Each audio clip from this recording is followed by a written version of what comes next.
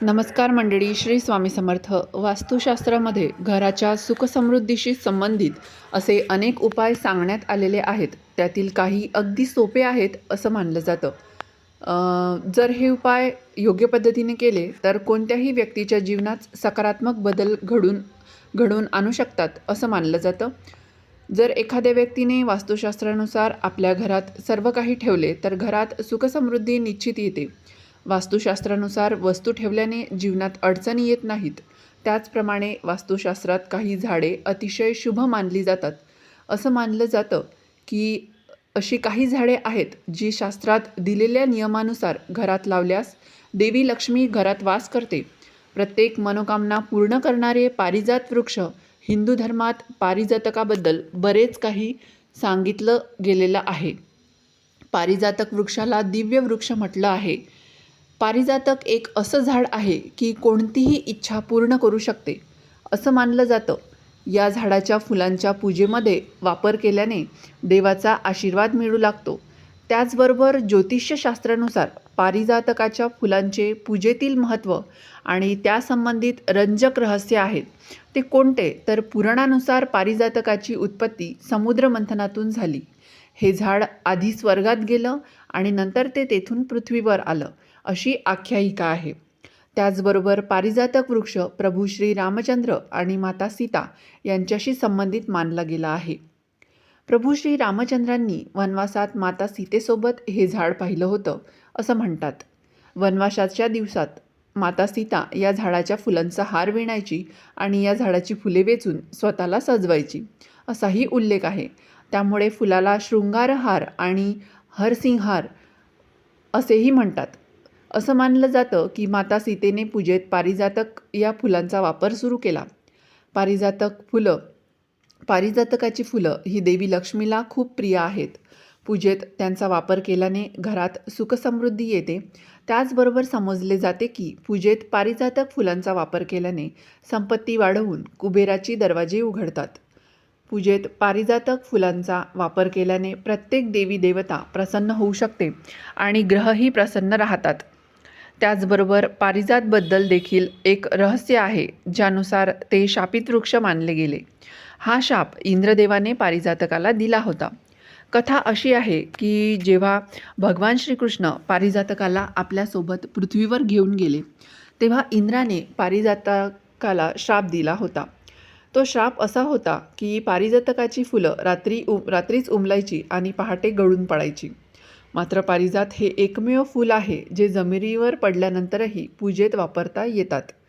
त्याचबरोबर ज्यांच्या अंगणात पारिजातकाचा सडा पडतो तिथे शांतता समृद्धी नेहमीच नांदते असेही म्हणतात. पारिजातक वृक्ष थेट स्वर्गातून आलेला आहे. समुद्रमंथनातून निघालेले हे 13वे रत्न देवांचा राजा या नात्याने इंद्राकडे होते. स्वर्गातील इंद्राच्या रोपवाटिकेत तो लावला गेला. एकदा नारद मुनींनी ही फुलं रुक्मिणी आणि सत्यभामेला दिली आणि मग या वृक्षासाठी दोघींनी हट्ट केला. रुक्मिणीलाही या वृक्षाची फुले हवी होती. सत्यभामेला तर अख्खा वृक्ष हवा होता. भगवान श्रीकृष्णांनी सत्यभामेसाठी हा वृक्ष इंद्राशी लढाई करून पृथ्वीवर आणला. भगवान श्रीकृष्णाने वृक्ष सत्यभामेच्या दारात लावला पण फुलं मात्र रुक्मिणीच्या अंगणात पडत असत असाही उल्लेख आहे. संपूर्ण कथा अशी आहे की जेव्हा स्वर्गातून पारिजातकाचे एक फूल घेऊन नारद मुनी द्वारकेत येतात त्यांना माहिती असते की सत्यभामा ही सौंदर्याचा आणि कृष्णाच्या प्रेमाचा थोडा अहंकार बाळगणारी आहे तर रुक्मिणी ही शांत आणि समर्पित आहे. नारद मुनी मुद्दाम ते फूल श्रीकृष्णाला देतात. श्रीकृष्ण ते फूल रुक्मिणीच्या केसात माळतो. सत्यभामेला जेव्हा हे समजते तेव्हा ती रागवून बसते. श्रीकृष्ण तिची समजूत काढायला जातात तेव्हा ती एकच मागणी करते, मला केवळ फूल नको तर ते झाडच माझ्या अंगणात हवे. सत्यभामेला वाटते की झाड माझ्याकडे असेल तर श्रीकृष्ण आपोआपच माझ्याकडे जास्त वेळ घालवतील. हा तिचा अधिकार गाजवण्याचा प्रयत्न असतो. पारिजात ही स्वर्गाची संपत्ती होती. इंद्र ते द्यायला तयार नसतो. मग कृष्ण आणि इंद्र यांच्यात युद्ध होते. शेवटी कृष्णाच्या शक्तीपुढे इंद्र झुकतो आणि ते दिव्य झाड पृथ्वीवर येते. झाड तर आले पण आता प्रश्न होता ते लावण्याचा. सत्यभामा म्हणते, हे माझ्या महालाच्या समोरच हवे. श्रीकृष्ण हसून म्हणतो, तथास्तु. श्रीकृष्ण झाड अशा कोणात लावतात की दुसऱ्या दिवशी पहाटे जेव्हा सत्यभामा आनंदाने फुलं वेचायला बाहेर येते तेव्हा तिला धक्का बसतो. झाडाला हजारो फुले आली होती, पण वाऱ्याच्या झुळकीने ती सर्व फुले गळून शेजारच्या रुक्मिणीच्या अंगणात पडली होती. सत्यभामेच्या वाट्याला फक्त झाडाचाच केरकचरा आणि सावली आली, तर रुक्मिणीच्या अंगणात फुलांचा सडा पडला होता आणि रुक्मिणी शांतपणे त्यांचा हार गुंफत बसली होती. हार गुंफून झाल्यानंतर रुक्मिणी तो हार श्रीकृष्णाला समर्पण करते. हे पाहून दिग्मूढ झालेली सत्यभामा स्वतःशीच म्हणते, बहरला परिजात दारी, फुले का पडती शेजारी. हे काय होऊन बसले आहे. या अनपेक्षित गोष्टीचा तिला आश्चर्याचा धक्काच बसतो. हे मात्र सत्यभामेला अजिबात सहन होणारे नसते. हे दुःख तिला सारखे टोचतच असते. आजही पारिजातकाची फुलं रुक्मिणीच्या अंगणात पडल्याचे पाहून सत्यभामा अत्यंत दुःखी होते. आणि आपणसुद्धा पाहतो, पारिजातकाची फुलं वजनाला इतकी हलकी असतात की झाड एकीकडे असते आणि फुलं मात्र दुसरीकडे उडून पडलेले असतात. सत्यभामेला कडून चुकलं, आपण नको तो हट्ट करून बसलो. फुलं तर गेलीच, पण आपण सुखालाही मुकलो आणि पर्यायाने श्रीकृष्ण पूजेला ही दुरापास्त झालो आणि पश्चातापाशिवाय तिच्याकडे काहीच उरलंही नाही. तर बघा मंडळी, ज्याच्या घरात आजूबाजूला हे पवित्र प्राजक्ताचे झाड असेल त्याच्या घरातील सर्व प्रकारचे वास्तुदोष दूर होतात असं म्हणतात. शिवाय जिथे प्राजक्ताच्या फुलांचा सडा पडतो तिथे देवी लक्ष्मी वास करते, कारण की ही फुलं तिला अतिशय प्रिय आहेत. म्हणून देवी लक्ष्मीच्या पूजेमध्ये स्वतःहून खाली पडलेली फुलं देवीला अर्पण केली जातात. त्यामुळे आपण हे झाड आपल्या तुळशीजवळ देखील लावू शकतो, जेणेकरून तुळशीच्या कुंडीमध्ये आपोआपच त्या प्राजक्ताची फुलं पडतील.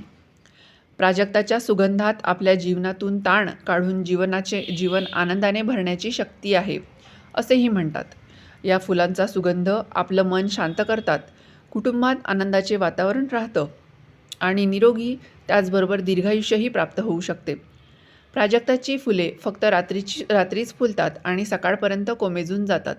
अंगणात ही फुलं उमलतात तिथे शांतता आणि समृद्धी नेहमीच राहते. याही व्यतिरिक्त हृदयरोगांसाठी प्राजक्ताची फुले खूप फायदेशीर आहेत. हृदयरोगापासून बचाव करण्यासाठी 5 ते 6 फुलांचा रस घेणे हा एक प्रभावी उपाय मानला जातो.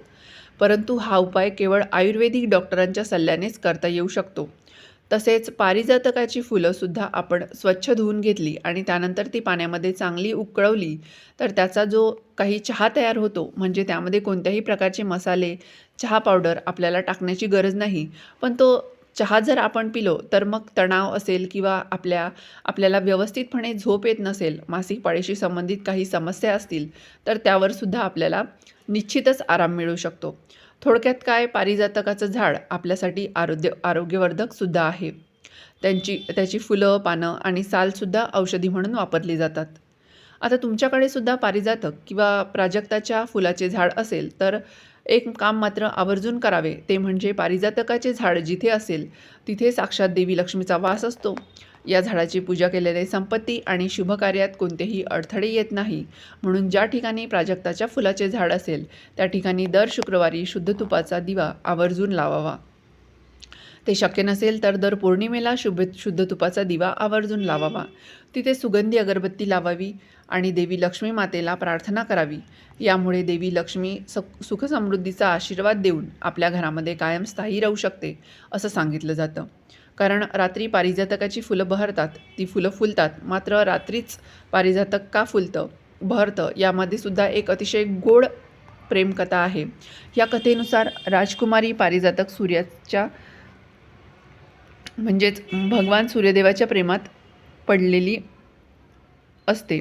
सूर्यदेवाला त्याच्या वैभवाची आणि शक्तीची पूर्णपणे जाणीव होती. तरीही एका अटीवर तिच्याशी त्यांनी लग्न करायचं वचन दिलं. अट अशी होती की काहीही झालं तरी तिनं त्याच्याकडे कधीही पाहायचं नाही.